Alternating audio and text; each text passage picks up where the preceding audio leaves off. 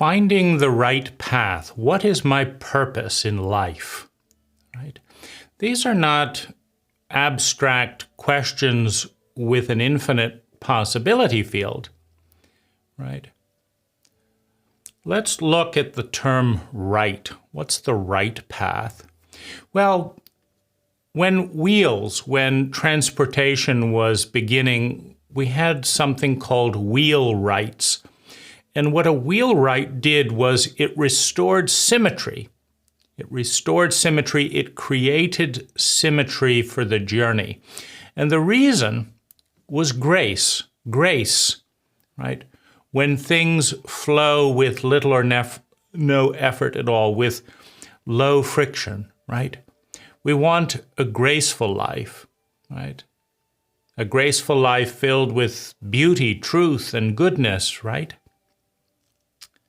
So what a wheelwright does is they look at the asymmetries, and they look at the asymmetries for a very particular reason, right? If you drive a watermelon wheel, it's going to be hard to get off of this flat point. You're going to go up, and then it's going to lump down suddenly.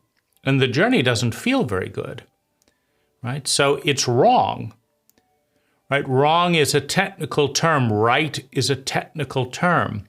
A term for symmetry, a term for grace, a term for balance. When we're out of balance, when we're asymmetrical, we're living a wrong life, right? So the right path is taking us towards grace. Now, water is the most graceful thing imaginable. It always takes, right? It always takes the graceful path with little or no effort at all. Right, so that should give us a clue about the right, what is my purpose, right? Let's step back a little bit and look at what is purpose, what is significance, right? So all significance, all human significance correlates with the continuum of suffering and well-being, right? Up here we have sustainable well-being as a fictitious ideal, meaning it's a direction, it's not a perfection. And down here we have chronic, unnecessary suffering. We could call this the continuum of well-being, right? Peak sustainable multidimensional well-being. Why? Because it's more fun than suffering. Down below, right? Chronic, unnecessary suffering. Why avoid that? Well, because it's no fun, right? So all significance lies on this continuum. The more significant events in your life create massive amounts of chronic and unnecessary suffering, right? Massive amounts of short-term suffering, right? It's all about that well-being and pain continuum. A significant relationship changes you significantly, a lot, for the worse or for the better, right? A mediocre relationship is not significant because it has little or no impact on what? Long-term sustainable well-being, chronic and unnecessary suffering. Now, sometimes, and the reason to use it, sometimes you have a short-term suffering, as in saving money rather than buying luxury items, and creating long-term freedom, right? And so that's why all suffering is not wrong, right? If you have to get up an extra hour early to do a job that you don't like, right? Because that's the best you've been able to create and your culture has been able to create for you, right? If you have to endure that for a year, right? But the money you save up or the medical bill that you pay off brings you long-term sustainable well-being, that's intelligent. That's a more right path than saying, I'm not going to do it, I don't feel like it.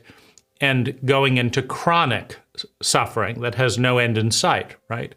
So it's not all suffering, but certainly on that continuum. If you can reach a point in your intelligence, in your competency, in your grace, where you don't have to do things you don't like for periods of time that are painful in order to create what you do want, that's even more intelligent, right?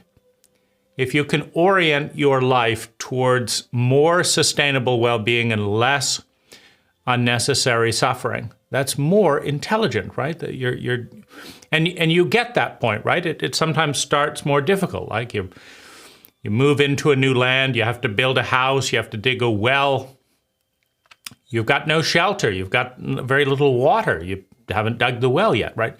So these are uncomfortable things, right? And you keep digging and you keep digging. When will it end, right?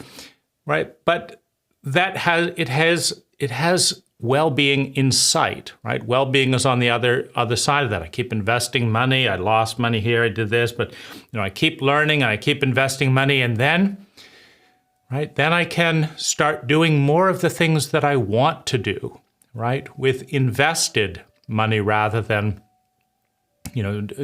doing something I don't want to do, right? And so this is what significance is. Significance is, right, very pleasurable, producing a lot of well-being, very painful, right? Creating a long-term, sense of chronic and unnecessary suffering. I mean, if you would just go through that initial burden and dig that well, you could have water for the next 30 years, right? But you got to go through that birth canal, right? The first birth, right, is often traumatic, is often painful. But so that's the good kind of suffering, right? The wrong kind of suffering is, giving up hope because you won't go through the portal. You won't take the step that would open up the doorway. So the right path, right, is the path that moves you towards grace, moves you towards balance, moves you towards symmetry. The right thing to do, right, is the path that takes you and other people towards sustainable well-being, right? So, and a lot of it isn't personal, it's contextual, right? It's contextual.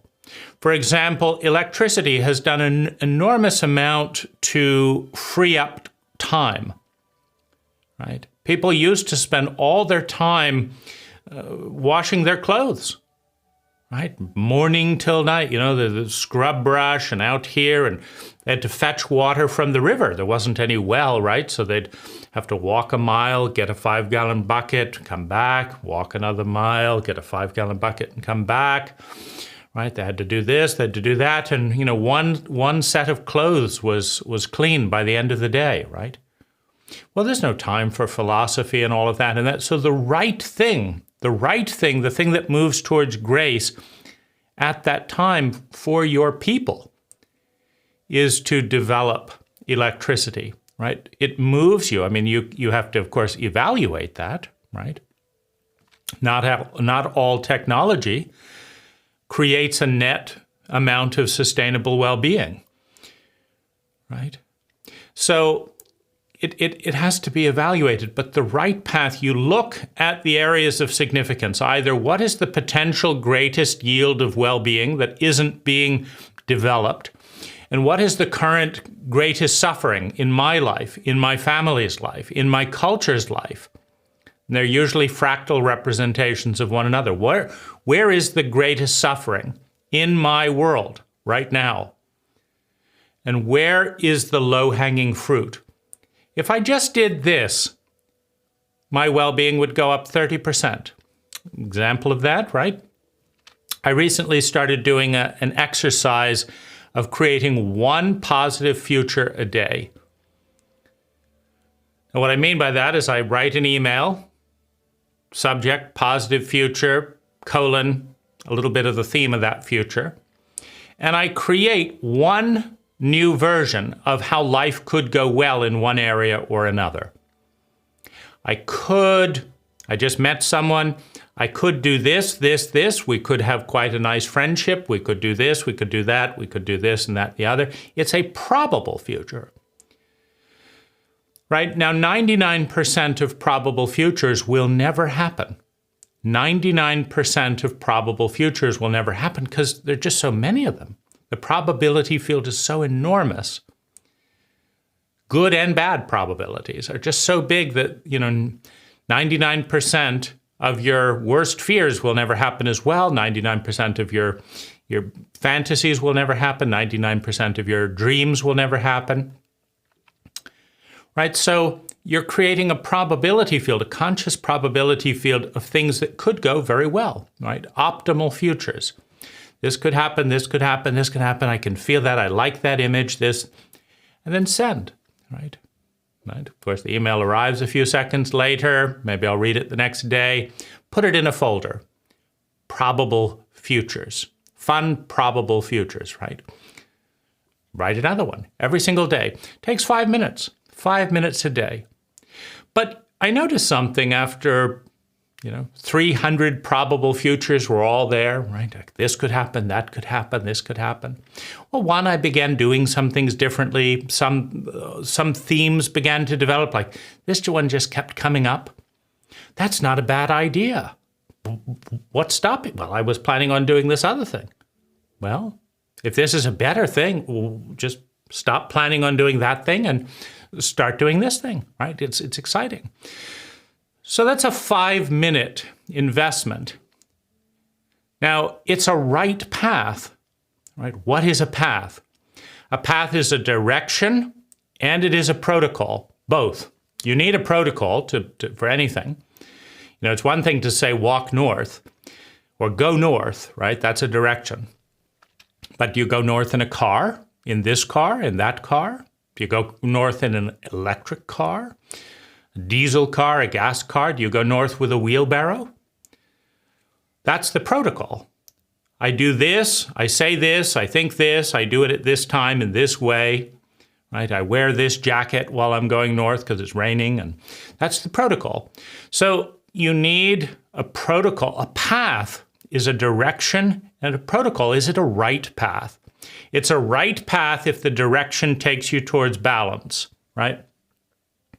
So the possibility field, the probability field is always balanced, right? And the most graceful point of any wheel is in the center, in the still point. That's the point of grace. Now, most of us are never in a strong sense of balance and center much of the time, right? We're over here. Well, the point of grace, the right path is taking you towards grace. So it's going to take you this way. Right. Now, if we're here, on the other hand, the right path, the graceful path, the true path. So it's important to understand that there's actually a mechanical basis for all these things. The right shape for a wheel is symmetrical. The right shape for a square, not as graceful, not as useful as a sphere in many ways, right? But is equal shapes, right? And so to make it right, you look at the imbalance, you look at what's wrong, right? If this wheel is cut off here, right, and it's got a flat bottom there, that's wrong. That's a wrong wheel. A wheel right makes it right. They get rid of that flat side. They restore the symmetry. If your blood is too alkaline, right, it's wrong. You add some things that will increase the acidic. Your blood is too acid. It's wrong, right? It's not optimal. It's not functioning well. My brain isn't working. It does all these horrible things, and I get absolutely no benefit off. That's a dysfunctional brain. It's wrong. Not because you deserve to be punished. And how would punishment help? Like, if you had a crooked wheel and it squeaked, and every time, it goes, you have this flat bit there. How does whipping yourself, punishing, shame, that has no impact. right? Punishment is wrong. If you have a flat wheel, a wheelwright rights the wheel. They take the dysfunction and they restore the symmetry. That's the only right approach to a wrong wheel, right? Now, all of us, our identity, our pattern of thinking, feeling, speaking, doing, and being, our I has a pattern of thinking, feeling, speaking, doing, and being. By the way, Christmas carols are playing pleasantly in the background. It's that season and it's kind of fun. So just if you're wondering, our pattern of thinking, feeling, speaking, doing, and being is wrong. And it's right. It's bringing grace, it's bringing value in some areas, and it's causing suffering in other areas. And the right thing to do is to restore the wrong, to restore the imbalance, right? So that we have a highly functioning pattern of thinking, feeling, speaking, doing, and being. That's the right thing to do. It's not to punish ourselves. It's not to blame ourselves. Like, if your car has a slice out of one of its tires and you blame yourself, does the tire get fixed, right? No. If you beat yourself up, if you whine, if you do, those are wrong because they don't work. They're not wrong because you're a fundamentally bad person. It's just you don't know what you're doing. If your response to a flat wheel is to do anything other than fix the wheel, that's the only thing that is the right thing to do, right? Now, if you can't fix the flat wheel, does it help you to punish, whine, blame? No. The right thing to do is do something else that's out of balance that you can do something about. Oh, what can I do? What can I do? I don't know how to make that right. Okay, meaning you don't know how to fix that particular thing, restore it to grace. Okay, you may not. So what's the right thing to do? Well, how about read a book on learning how to fix that tire, to make it right, to make it balanced, right? Now, relationships exponentially expand the possibility, the probability field. Relationships exponentially expand the probability field, the possibility field. So staying in a right relationship is the right thing to do. To stay in a right relationship is the right thing to do. Now, to stay in a wrong relationship where to engage, it has to be suffering because the other person won't allow it to be right, or you won't allow it to be right, you're better off with no relationship than a wrong relationship, a relationship that puts both of you out of balance. But if you can right the relationship, there's this imbalance here. And if we do this, it'll make it right, right? I keep borrowing money from you, and you don't want to be in a relationship with me because it's not right. You haven't restored the circle. You haven't paid it back. You haven't paid it back. You haven't restored the circle. You're doing it wrong. You're wrong. You said you would pay it back. You haven't. Now, I'm not going to engage with you if you make it worse, meaning you didn't make it right, you didn't pay it back. You punish me now. You say I'm being too unfair to ask you to pay it back. That's now you're punishing me because you couldn't make it right. Now you're making it more wrong. You're going in a deeper direction of wrong. So this, right, the right thing is to have a right relationship, if you can have one, right? So the right thing to do if you can't is to figure out and understand why. Why can't I have a right relationship with this person, this person, this person, who could expand my probability field, who could expand my possibility field? Why can't I have a right relationship with them, right? Well, there's this area that I can't right in myself, right? I go into this area, I tailspin down, I do this. So I'm not in a right relationship with myself. And I bring that dysfunction, that asymmetry, into this other relationship, so I can't have a right relationship with you. right? So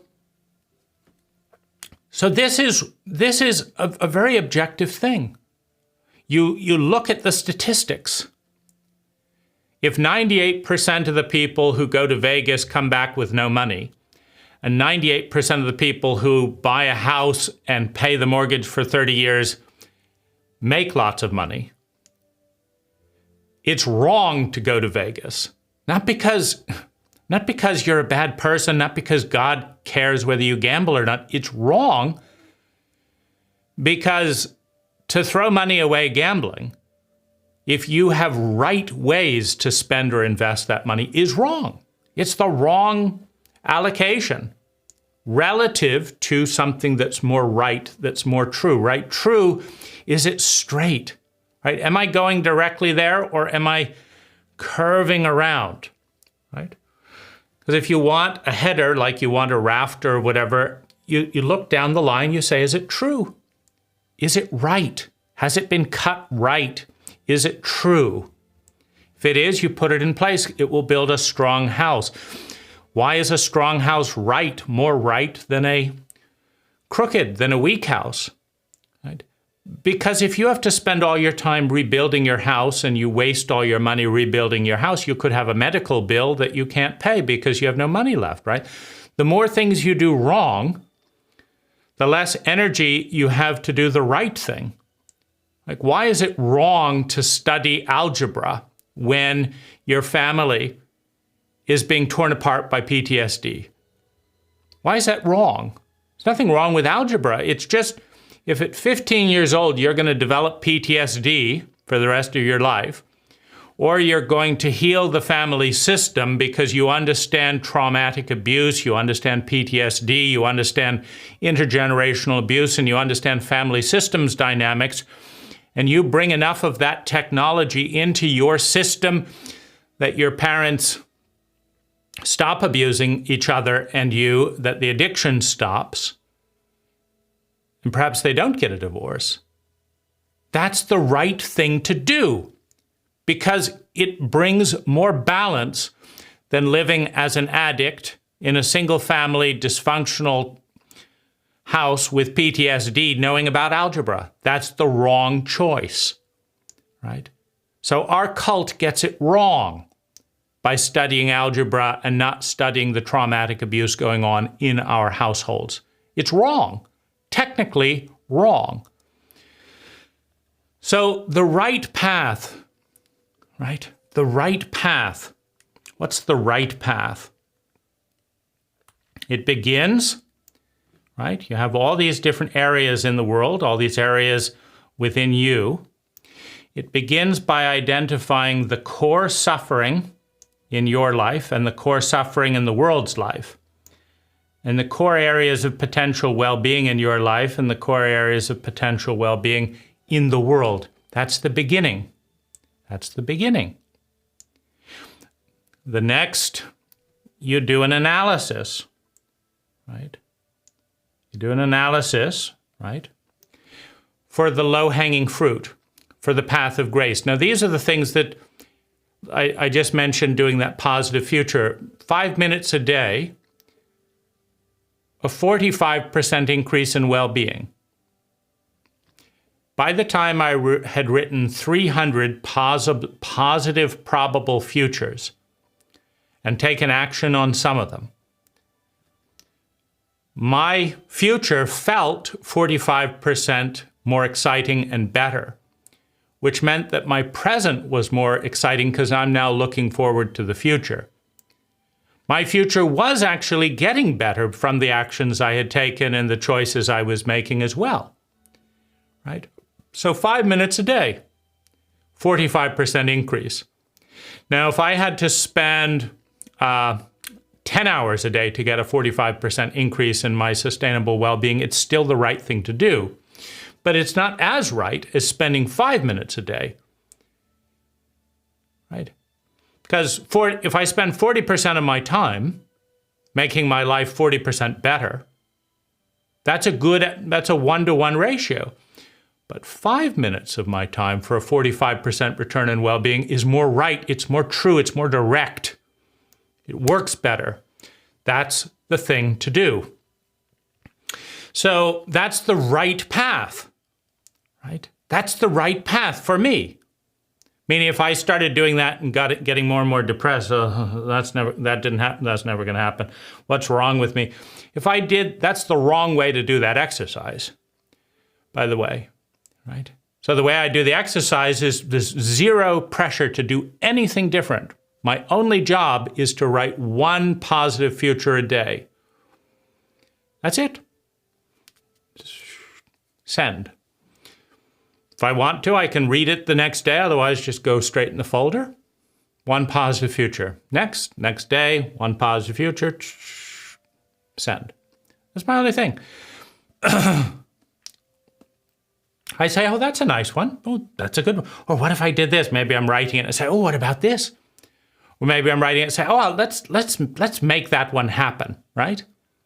I was writing those positive future and I thought, let's do this video. Let's do this video. It just popped into my head at the time. I got up and did it, right? So you can act on it, but you don't have to. Right? And it's just a fun thing to do. It's just a fun thing to do. Well, having fun is right versus being miserable, right? Now, what's the other right thing to do? It's important to understand that everything, all cultures, everything that's human-made is synthetic. Meaning it's not perfect, it's not ideal, it's never perfectly symmetrical. No culture, no family, no individual is perfectly symmetrical. So the right thing to do is to move towards symmetry, is to evolve the direction and the protocol in a way that moves towards symmetry. Now, intelligence is measured by the efficiency with which this occurs. Intelligence is the measure, right, of the efficiency with which energy, time, money, natural resources, attention, time, money, natural resources, is transformed. You take this dollar and you turn it into sustainable well-being, right? If you take this dollar and turn it into amphetamines, for example, you rush around and have a fever, you stay up all night and all that, but over time your teeth rot out and various things, right? So it's not sustainable, right? Even if you need to do a stint of something, it's not sustainable to just turn dollars into amphetamines. If you take a moment of time and you do yoga for 10 minutes a day. 10 minutes a day you do yoga. You don't need the dollar at all. But over time, you're more aware of your thoughts and feelings. You're more aware of your environment, and it's free. So it's more intelligent to do 10 minutes of yoga for free than it is to do a pill of amphetamines, right, for $1, right? So your intelligence can be measured by how efficiently you're turning energy, time, money, and natural resources into sustainable well-being, right? Yoga doesn't have a side effect. Like, oh my gosh, I've done too much yoga, I'm going to die early. Certainly not at the 10-minute point. Right. So the right path is consistent with intelligence. The true path is consistent with intelligence. You look at how much time, money, and natural resources you're spending doing what. Like, I spend 4 hours a day plus $100 a month in internet connection plus $100 a month in electricity, and I watch TV 4 hours a day. And how much sustainable well-being? Well, first of all, if you turned off the TV or whatever, do you still have any of that well-being, or does it collapse, right? Because if you get fit, for example, if you do yoga 10 hours a day or 10 minutes a day, you still have some of that. Even a month later, you've got some, and you've got more awareness, right? It has a residual positive benefit rather than stopping immediately. But then, if you sat around and watched TV for 4 hours, maybe you have back pain that's chronic, right? Because you sat too much. It turns out that if you sit too much without moving, you get back pain, right? So my 4 hours of this and my money and my time and the natural resources it took to make that television and dig the coal out and burn coal in the environment to make the TV made my back hurt for the next 10 years. And then I had to go to the chiropractor and do this. But if I did this 10 minutes of yoga, it was free, right? It offset that, right? So you look at and of course you have an ecology, right? But the right path is the path towards conscious, sustainable fun for yourself, for other people, and the planet upon which you depend. It's not very sustainable to be up in a tree and cut down the tree that you're in beneath you for firewood. That's not sustainable. You fall over and you can't enjoy the fire, right? You got a tree landing on you. So that's the right path. You analyze it. What is the right way, right, of doing the right path? So you have to find where you're out of balance. That's where you're suffering. You have to find the center. That's the point of grace. You have to find your position from it. You got to move towards the center. What's the right path? The direct path towards balance with as little time, money, and natural resources as is required, while spending as much as is required, right? And that will measure you and your culture's intelligence, right? If it takes you $2 million and 10 years of therapy and all that to get your balance, it just tells you your culture is very dumb, right? Because that's the best the culture has to offer. It's better than nothing, right? But there are other cultures, right, that manage to have something called gestalts, and they have, a gestalt, and it didn't cost any money, and it didn't take any time, and then they move gracefully to the center and happily enjoying. They're taking the right path for them, the best one that they can find, right? And they're more intelligent than the person that struggles for 10 years, right? So that is the objective right path. Now, if you're exploring German philosophy, for example, instead of doing that, that's the wrong path, right? Nietzsche says this, and Schopenhauer says this, and Hegel says this, and Einstein says this, right? How much conscious, sustainable fun did any of them have? How much conscious, sustainable fun are you having studying those texts? How relevant are those? Is your family getting better? Right? Your daughter has athlete's foot. Nothing is being done about that for months. Is any of that having any impact on that? Right? The cat is getting sick due to poor cat food. Any impact with all this philosophical work? Right?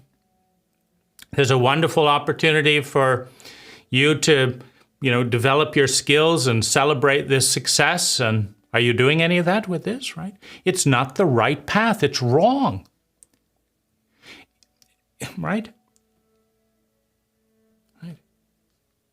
You're here, and it's taking you over here into this area, more out of balance, right? You don't have enough money to pay your debts. That's out of balance. Well, if you study books about the crimes of capitalism, are you going to have any more money to pay off your debts? You spent more than you made, right? So reducing spending or increasing earnings are two ways to bring more balance. Studying the corrosive influence of capitalism does neither. Nobody's going to pay you for that. It's not going to pay off any debt. That time, right, spending that is wrong. Relative, if there is a path that you can take that will increase your earning power. I don't like this, and that's wrong thinking. If that increases your suffering rather than your sustainable well-being. And the punishment is the life. Right? There's no God, there's no one that should be whipping you, right? Because you're dumb And so you're causing chronic and unnecessary suffering for yourself and those around you. That is what makes it wrong. The fact that you didn't feel any better, you didn't learn anything, you didn't move towards balance, it didn't benefit anyone. Right? So there is no objective truth that is true for you if it's taking you in a wrong direction. A wheel right is taking you towards symmetry, towards balance. Right? If I'm eating too much and burning too little calories, or whatever that balance is in your on your continuum, that's wrong. Not because you're a bad person, but because it leads to more suffering than going the right way. Right? So the right way is a technical direction in a movement towards grace that is verifiable by results. If you're studying channeled entities and your marriage is deteriorating, right, and that's the most significant relationship in your life, it affects your pain and well-being more than anything else, right? That's the wrong thing to do. Not because there isn't something objectively right or wrong, or it isn't interesting, or it isn't blah, blah, blah. Nothing. It's simply wrong because it's taking you further out of balance. Further out of balance, which is further chronic and unnecessary suffering. Right? The right path is the most true, the most direct, the most energy efficient, the most graceful, the most balanced path that brings sustainable well-being for you, and for other people. Why other people? Well, it's also mechanical, right? If you're an empath, meaning if you're a human being, not a reptile, if you have an empathic human brain rather than a reptilian sociopath, it's not rather, it's in addition. If you have a human brain in addition to your reptilian brain, and it's online, it's offline, right? You're traumatized, you're numb in a reptilian state. It's hard to see how helping other people would be relevant, right? But if your human brain is online, empathy means that when the people close to you scream, it feels bad. And when they're happy, it feels good. So do you want to be surrounded by people that make you feel bad? Guilty, ashamed, angry, frustrated? Or do you want to be surrounded by people that make you feel great? Every time you look at them, it's so beautiful what they're doing. Well, that's a technical thing. The more people who you can admire, who are having a great life, the better your life is. That is absolutely mechanical. Now, the other part of that mechanics, right, is physical. Like, they're sick with the coronavirus, but I'm not, and I'm not going to give them a penny. Yes, but you might catch coronavirus if you're surrounded by people with coronavirus. It's something to think about, right? So, right? So, brings well-being for you and others. The others that affect you, right? Brings well-being for the planet. That affects you, right? It's fine to live in smog and have ugly power lines gridding everywhere and flashing light advertisements and blah, blah, blah, blah, blah. Yeah. But is that the right way to live? No. It's the wrong way to live. Why? Because it's an assault of toxicity on your body. When you pollute the world around you so that it's ugly, noisy, smelly, right? Unpleasant. You look at it, you smell it, you taste, it's sickening. You say, well, I'm doing that to make money. That's the wrong thing to do. Why? Because it feels like shit. That's why. It's not fun. Why do you eat good food rather than crappy food? It's the wrong thing to do to eat crappy food. Why? Because it feels like shit. The right thing to do is to move towards conscious, sustainable well-being intelligently, to move towards balance, to move towards grace. There's just one other little thing I'll kind of highlight around this kind of diagnosis, right? Balance is the center of the full spectrum. If you block all your sadness, all your grief, all your fear, and all your pain, and try and obsess about your positive feelings, that's wrong, right? Why? Because, right? Right?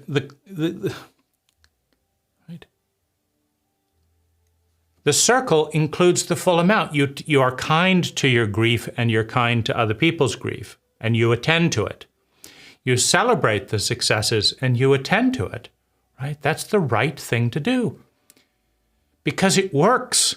If you suppress and hide and run away from all your feelings your whole life, because that's what your cult is doing, it's the wrong thing to do. It doesn't work. It doesn't lead towards balance. It leads towards more and more imbalance, which takes more and more time, natural resources to manage the imbalance. It doesn't work. Right? So don't do it. Right? So let's look, and so you look then at your heart, mind, and body. Right? All of these systems, if they're any good, right, they're equal systems. They divide. Okay, you break yourself into heart, mind, and body. Spending all your time developing your mind while your body atrophies is wrong. Why? Because it's not balanced. That's why it's wrong. And in the same way that wheel is wrong, if you put the hub of the wheel here and you just drive around, you waste 3 times the gas. It's a horrible ride. Nobody wants to be in the car with you because you're dumb, right? You haven't put the wheel on right. That's just how it is, right? When you spend all your time developing your mind and you don't exercise and you don't think about your feelings and you don't do anything that's wrong, right? So becoming right is moving towards balance. When you get up in the morning and ignore your wife and then get dressed and then spend 2 hours driving to work and then 10 hours doing stuff that depletes you as a human being, then you spend 2 hours getting back, and you're so numb you have to then spend an hour in front of the TV trying to distract yourself and eating food that will numb all those feelings. And then tell your wife, I don't want to talk about anything today. That's wrong. Why? Because it's out of balance. Right? If you tend to your family 30% of the time, if you tend to something that supports your family 30% of the time, right? If you tend to yourself 30% of the time, now we're, family, work, self, we're moving towards symmetry. But that's not what everyone does, yeah. The cult is fucked up. Meaning the cult is wrong, flat out wrong. And you know it's wrong because of the 10,000 cults in anthropological history, each with their own language, each with their own belief systems. 95% of them are extinct, meaning your cult has a 95% chance of going extinct. Now, why do these cults go extinct? Because they're wrong.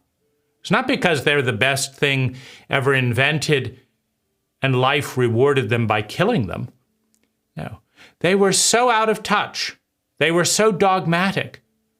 This is the way we do things, but it's hurting people. Well, that's what we do here. But could we try something else? No, we can't. This is the way we do it, right? Well, that deserves extinction, and it gets it. 95% of all cults are extinct. No one knows their language. No one remembers their belief systems because they did not serve the people. They did not serve their members. You are a member of a cult, right? A pattern of thinking, feeling, speaking, doing, and being that is highly self-referential. We do things because this is the way, wait for it, this is the way we do things. Because I said so, right? The cult of dogma Is it the best way? Have you studied any parenting books and looked at which ones actually worked? No. Have you seen how they do it over in Denmark? No. No, we do things because, wait for it, right? This is the way we do them. And that's why we do them. And you're going to do them that way as well. Or you're going to be beaten, right? Any wonder this goes extinct? 95% of them do, right? Your cult has a 95% chance of going extinct, as it should. And what do all cults do? What do all cults say? Be normal. Do it the way we do it. That's what normal is. Do it the way we're doing it. The way that has a 95% chance of going extinct. That's the way to do it. Okay? Right? How are you going to infuse intelligence into minds like that? Right? You're going to have to become that horrible of horrible words, a deviant. What does that mean? You just do it differently. Hopefully better, right? But certainly differently, right? So whatever the system is, right, are you tending to heart, mind, and body? No, my cult has a system that says I should focus all on my mind and ignore and shame my feelings. Well, then separate from your cult. Well, then they're going to punish me. Well, then separate from them even more. Now, there's a cycle, right? You have to get enough of your own independent resources that you can afford to move and disengage, right, from the cult, right? And then you have to engage in something that's more right, that's more intelligent. So just find the areas of imbalance, right? Heart, mind, and body. I have a relationship with this person that's all sex and I don't care about them. Okay, so you're succeeded in the body area. How about trying to succeed in the emotional area? What do I do? Well, how about becoming emotionally literate? Well, what's that? Well, of course, if you're emotionally illiterate, you don't know that, right? Well, what about studying the language of feelings, right? And while you're at it, do painting, right? It's the same, the language of feelings, the language of color, right? The full spectrum. Learn how this and this color makes this thing. Learn how this feeling and this situation makes this emotional state. Learn about that. Spend 3 years studying that. It's more useful than algebra. Right? Well, I can't. My cult says I have to do this, right? But look, well, obviously you won't transcend. You won't do better than your cult doing things the way the cult does things, right? You can do better than your cult quite easily by doing things differently than your cult, but still, having enough competence within the cult's ways of doing things. Like we're speaking English here. That's a cult meme, right? So you have to learn enough basic things to be able to navigate within the cult.